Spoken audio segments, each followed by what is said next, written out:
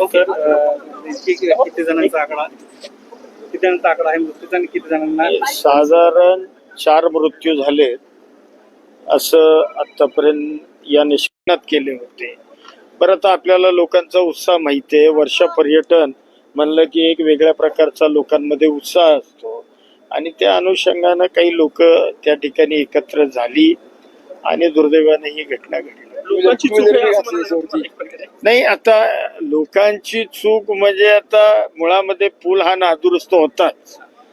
म्हणजे पूल 92-93 साली जिल्हा परिषदेच्या बांधकाम विभागानं बांधला होता, परंतु शेवट लोखंडी पुलाला काही मर्यादा असते, काही आयुष्य असतं. त्यामुळं ते आयुष्य त्याचं संपलं होतं किंवा तो गंजला होता.